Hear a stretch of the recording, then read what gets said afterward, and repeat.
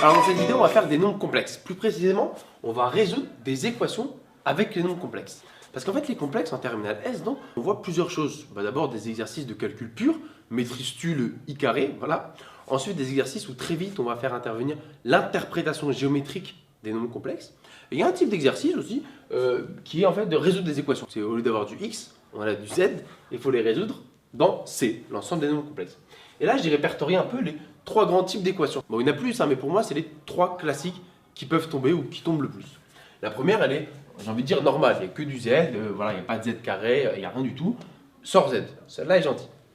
Celle-là, la 2, pour moi, c'est la plus compliquée. Parce que dans l'équation, il y a à la fois du z et du z bar. Un complexe et son conjugué. On verra que c'est celle où voilà, il faudra le plus se retrousser les manches pour la faire. Et enfin, la dernière, même si elle n'apparaît pas comme ça, c'est celle qui va faire intervenir delta. Et oui, parce que delta revient avec les nombres complexes. Donc sur celle-là, qu'on va mettre au même dénominateur, et du z carré qui va apparaître.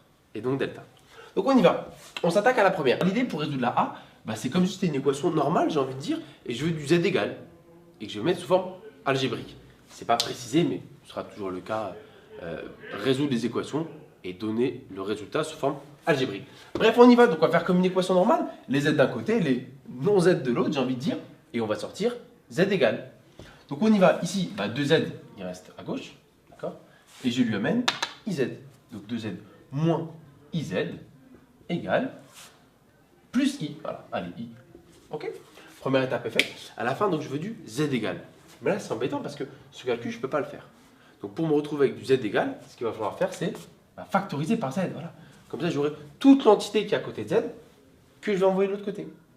Donc z facteur de 2 moins i égale. Ok. Dernière étape pour avoir z, enfin dernière, vous allez voir finalement c'est un peu plus compliqué. Z égale i sur 2 moins i. Ok. J'ai trouvé z, ça y est, j'ai résolu mon équation. Donc en théorie, si l'énoncé est tel quel, j'ai fini. J'ai trouvé z. Sauf que, je vous l'ai dit, c'est vrai que je ne l'ai pas écrit, on va mettre sous forme algébrique. Comme ça, voilà, petit bonus de la vidéo. Normalement, si vous êtes amené à résoudre des équations, c'est que vous maîtrisez l'étape qu'il va y avoir. Donc on va quand même le faire.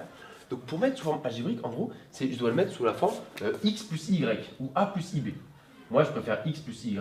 Autrement dit, la partie réelle plus la partie imaginaire avec le i. C'est-à-dire un nombre plus i fois un nombre. Voilà. Et qu'est-ce qui se cache derrière un nombre plus i fois un nombre? Pas de i en bas, c'est pas possible. Parce que c'est un nombre réel, sous-entendu. Donc là, il y a du i en bas, souvent les élèves le retiennent comme ça. Il faut enlever les i du bas. Certes, bien joué. Pourquoi? Parce que je veux ressembler à ça. C'est ça en fait la vraie explication. Bon bref, comment on enlève les i du bas? Normalement, vous le savez, on multiplie par le conjugué. Le conjugué, c'est tout pareil, sauf que la partie imaginaire, on change son signe. Tout ce qui est accroché à i, on lui change de signe. Donc ça devient 2 plus i.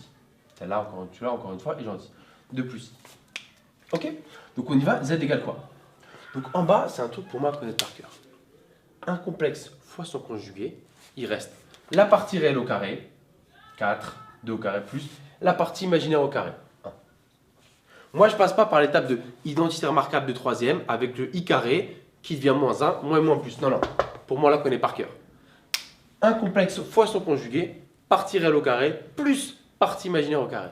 Et attention, la partie imaginaire, c'est sans le i. Partie imaginaire de lui, là, c'est moins 1 par exemple. Okay.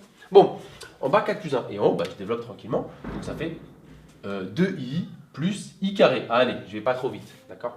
Donc finalement, z égale quoi? Donc ça fait 2i moins 1 sur 5. Ok. Dernière petite étape pour ressembler précisément à ça. Je vais donc séparer ma fraction et la mettre sous cette forme-là. Ça fait moins 1 cinquième plus 2 cinquièmes i. 2 cinquièmes fois i. Ou i fois 2 cinquièmes. Oh, okay. Et là, j'ai précisément mis mon complexe sous forme algébrique. Pourquoi? Parce que voilà la partie réelle, moins 1 cinquième, et voilà la partie imaginaire, 2 cinquièmes. Donc j'ai bien résolu mon équation et mis sous forme algébrique. Alors on s'attaque à l'équation B. Notez qu'entre temps, j'ai un peu changé la C parce qu'elle ne tombait pas pile pour mes calculs de delta. Donc c'est bien celle-ci qu'on fera. Alors la B, comme je l'ai dit, c'est la plus compliquée, selon moi, encore une fois, parce que vous avez à la fois du Z et du Z bar. Et là, on ne peut pas isoler juste Z égal. Parce que si on a du Z égal, de l'autre côté, il y a du Z bar. Sont conjugués, donc c'est pas bon. Si on isole Z bar, même problème. Donc c'est la fois où voilà, on n'a pas trop le choix. Il faut faire en fait ce qu'on n'aime pas faire et justement ce qu'il faut faire en fait que quand tu es en galère, sinon tu ne fais pas, remplacer z par x plus y. C'est une formule, une technique licite d'ailleurs qu'on fait beaucoup au début des exercices. On remplace z par a plus ib ou x plus y et on fait des calculs. Mais en fait, de son propre chef en tant qu'élève, ça, il faut le faire qu'après avoir éliminé d'autres pistes. Parce qu'en faisant ça, on signe pour un calcul embêtant. Voilà. Donc ça, on le fait que si vraiment on se dit ok, ça c'est mort, d'accord, ok, je remplace. Et après voilà, on paye. Parce que le calcul est un peu embêtant. Celui-là n'est pas hyper long, j'ai fait exprès pour pas que la vidéo dure trop longtemps. Mais sachez-le, en contrôle, remplacé par ça, ça va être long. Et on peut vous le demander maintenant. Bon, on y va. On remplace z par x plus y. Donc alors ça me donne 2 facteurs de x plus y moins 3 égale z bar. Si z c'est ça, z bar c'est quoi? Bah, c'est x moins y sont conjugués. Moins i, ok. Ok, une fois qu'on est là, en fait, il faut avoir compris le concept de, par exemple, deux complexes sont égaux si et seulement si ils ont même partie réelle, même partie imaginaire. Ou alors, l'autre qu'on va utiliser, un complexe égale 0 si et seulement si, donc signifie partie réelle égale 0 et partie imaginaire égale 0. C'est ce qui va se passer. Parce que là, en fait, même si ça ne se voit pas trop, je mets tout le monde d'un côté et ça va être un énorme complexe qui aura des nombres et qui aura des x et des y. Donc j'aurai un seul complexe égale 0. Et si j'arrive à isoler partie réelle, partie imaginaire, je pourrais dire ok, comme ça vaut 0, toi tu vaux 0 et toi tu vaux 0. Voilà ce qui va se passer. Donc on y va, je vais développer et je ramène tout le monde à gauche. Donc ça me donne 2x plus 2y moins 3, donc moins x plus y plus i égale 0. Donc c'est un peu fastidieux, il n'y a pas vraiment, c'est pas hyper sympa à faire, et voilà, il faut le faire. Donc maintenant qu'on est là, je vais les regrouper en fait par, je vais faire les petits calculs que je peux faire, la petite simplification. 2x moins x, bah, il reste x. Ensuite, 2y plus y plus 3y. C'est là où vous faites extrêmement vigilant quand vous faites. Parce que c'est un peu embêtant. Voilà, c'est hyper long. Parfois, il y a des xy, des iy carré. Voilà, parce que celui-là est gentil, je répète, ça peut être plus compliqué. Donc là, j'ai pris mon temps. Lui, il allait avec lui avec lui. Et il restait un moins 3 et un plus i qui traînait. Ok. Maintenant qu'on est là, la fameuse phrase, j'ai bien un complexe égale 0. Donc comme ça, je vais pouvoir dire. Donc ça veut dire que partie réelle vaut 0 et partie imaginaire vaut 0. Maintenant, tel qu'il écrit, en vrai, on ne voit pas encore vraiment qui est la partie réelle, qui est la partie imaginaire. C'est pour ça qu'il faut faire l'effort de le réécrire en mode a plus ib. Donc partie réelle plus i, partie imaginaire. Autrement dit, mettre i en facteur, bah ouais, c'est un des réflexes en fait. Factoriser en maths et même factoriser par i dans le monde des nombres complexes pour voir la partie imaginaire. Parce que là, on ne la voit pas encore. Donc x moins 3, parenthèse inutile pour bien comprendre, voilà, ça c'est partie réelle, elle n'a pas de i. Plus i, parenthèse, j'aurais pu le mettre en bleu pour être cohérent, tant pis. Il me reste 3y plus 1. Ok. Donc on voit bien a plus ib. Or, la fameuse phrase, un complexe est nul si et seulement si partie réelle égale 0 et partie imaginaire égale 0. Ça veut dire quoi? Donc, on va continuer en ordre. Donc, x moins 3 égale 0 et 3y plus 1 égale 0. Voilà, voilà ce que ça veut dire. Voilà, ça va, ça veut dire x égale 3. Et donc, on va le faire aller directement y égale moins 1 tiers, en faisant très attention. Mais moi, en terminale S, je ne suis pas forcément fan de le faire en une seule étape. On prend son temps. Moi, c'est parce qu'il n'y a plus beaucoup d'espace. Donc, bah voilà, j'ai trouvé x égale 3, y égale moins 1 tiers. Qu'est-ce qu'on en fait maintenant de ces valeurs? On les remplace, rappelez-vous. C'est z que j'ai remplacé parce que je cherche petit z. Toujours se poser la question, qu'est-ce que je suis en train de faire quand on arrive au bout d'un calcul? Parfois, on ne sait pas ce qu'on est en train de faire. On est en train de résoudre l'équation. Autrement dit, je cherche z. Z, il s'écrit x plus y. Donc finalement, ma solution, z égale 3 plus i fois moins 1 tiers. Donc, moins 1 tiers de i. Voilà, on va l'écrire comme ça. Et voilà. On peut mettre un petit s égal. Donc là, pour résoudre, en fait, c'était pas comme tout à l'heure avoir z égal. Ce ne sera pas comme ici avoir z égal via delta. Donc maintenant, spoiler, vous savez le faire. Mais ici, voilà, il fallait remplacer, aller chercher la partie réelle x, aller chercher la partie imaginaire et remettre le tout dans mon complexe z. Alors à présent, on s'attaque à la dernière équation. Même si j'ai dit à plusieurs reprises qu'on allait faire avec delta, c'est bien de se rendre compte pourquoi. Parce qu'il n'y a pas de z carré apparent. Un des réflexes, quand vous avez un truc comme ça à faire, ça peut être de tout passer d'un côté pour avoir du égal 0 dans un premier temps. Et également, comme vous avez du z en haut et du z en bas, c'est de mettre tout le monde au même dénominateur. Voilà, ça fait partie des réflexes, de la boîte à outils un peu, j'ai envie de dire, que vous avez en terminale S et qui vous pousse à faire tel ou tel truc pendant un calcul. Donc c'est ce qu'on va faire. On va mettre tout le monde à gauche et ensuite tout le monde sur z.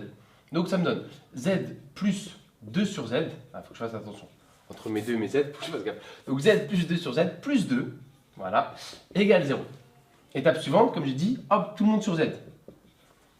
Donc lui, il s'appelle z. Si je le mets sur z, je vais faire fois z en haut et en bas. Donc il devient z carré. Lui, il est déjà sur z, donc il reste 2. Et lui, 2 fois z en haut et en bas, ça va donner donc plus 2z. Ok. Et là maintenant, j'ai une fraction, on va dire, voilà, j'ai une fraction nulle. Quand est-ce qu'une fraction est nulle? Si et seulement si le haut égale à 0. Pourquoi? Parce que le bas doit être différent de 0. Enfin, c'est pas vraiment pourquoi, mais c'est un plus un et. En fait, il fallait faire des ici. Cette équation n'a de sens que si z est différent du complexe nul, parce qu'il est au dénominateur. Vous l'avez tous remarqué. Donc, une fois qu'on est là, en fait, pour résoudre ça égale 0, on s'occupe que du haut. C'est juste ça qui égale à 0. Et z est bien différent du complexe nul.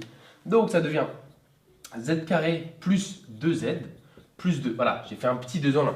J'ai dit qu'on s'intéresse qu'au numérateur et en même temps, comme j'ai reconnu un trinôme, j'espère que vous aussi, j'ai mis dans le bon ordre. Vous vous rappelez, ax carré plus bx plus c, voilà, c'est pareil. Z carré, z, pas de z. Donc dans le bon ordre. Et une fois qu'on est là, voilà, c'est fini. On reconnaît quand même notre trinôme en z du monde des complexes. Mais c'est le même principe. On y va, on fait delta. Delta, b carré moins 4ac. B carré. Donc 4 moins 4 fois 1 fois 2. Voilà. Donc delta égale 4 moins 8. 4 moins 8. Hop, je le mets ici. Moins 4. Vous voyez, j'ai envie de dire ouf, il est négatif. Parce que sinon, ça n'a pas trop de sens ni d'intérêt de vous mettre un delta positif. Voilà. Delta égale moins 4 qui est un nombre négatif. Ok. Donc maintenant, il faut trouver les deux solutions. En vrai, voilà, il y a une petite formule Z1, Z2. On va les trouver. Soit on apprend la formule par cœur, soit on comprend en fait que voilà, qui au carré donne moins 4. C'est ça en fait. La question c'est qui au carré donne moins 4. Pour pas vraiment avoir à apprendre la formule. Vu que vous maîtrisez votre formule de delta sur R. En fait, c'est 2i. Voilà. 2i au carré, ça fait moins 4. Donc c'est pour ça que dans la formule classique, vous aviez moins b moins racine de delta. Ici, racine de moins 4, ça n'a pas de sens. Mais qui au carré donne moins 4, c'est 2i. Voilà. C'est pour ça qu'en fait, il y a quasiment pour moi rien à retenir dans la nouvelle formule. Donc au lieu d'avoir moins b moins racine de delta, ça va faire donc moins b, il est où b? C'est là. Donc ça va faire moins 2, moins, donc là c'est pas racine de delta, c'est moins 2i. C'est en fait parce que c'est moins i racine de moins delta. Donc en fait, la formule a fait un petit peu mal à la tête, donc c'est pour ça que moi je vous invite en fait à avoir en fait directement qui au carré donne moins 4, 2i. Voilà, ou s'il y avait 12, racine de 12i. Ça avait été moins 12. Bon bref, sinon vous la prenez par cœur. Moins b, moins i racine de moins delta. Voilà, donc moins 2, moins 2i, sur 2a toujours, 2 fois 1, 2. Ok. La deuxième c'est pareil, mais donc c'est moins b, donc moins 2, plus donc 2i sur 2. Okay. Après maintenant en terminale S, on peut estimer que, voilà, vous savez simplifier ça directement. Qu'est-ce qui va se passer ici? Je vais mettre 2 en facteur, et pour les simplifier. Donc normalement, vous pouvez voir que ça fait directement moins 1, moins i. Je ne vais pas juste barrer 2 et 2, non, il faut qu'ils multiplient. Donc comme tout le monde a du 2, voilà ce qui se passe. Et donc Z2 égale moins 1 plus i. Voilà. Après un petit S égale, j'ai bien trouvé mes deux solutions que j'ai mis sous forme algébrique. Même si ce n'était pas demandé, voilà, c'était implicite. Donc j'ai résolu mon équation en utilisant delta du monde des complexes. Donc c'est juste là la partie un peu sensible. Delta égale moins 4, c'est ça en fait. On vous dit i racine de moins delta. Donc je fais un petit zoom. Hein. Si ça ne vous plaît pas, i racine de moins delta. Voilà. Delta c'est moins 4, donc moins delta c'est plus 4. Voilà. I racine de 4 si vous voulez. Et i racine de 4, ça fait bien 2i. Voilà. Le petit zoom, si c'était pas clair, d'où est-ce que j'ai sorti mon 2i? Donc là, c'était un petit tips, même si vous n'avez peut-être pas plu, sur comment retrouver mes deux solutions sans forcément passer par la formule qui n'est pas très jolie, je vous l'accorde, à retenir.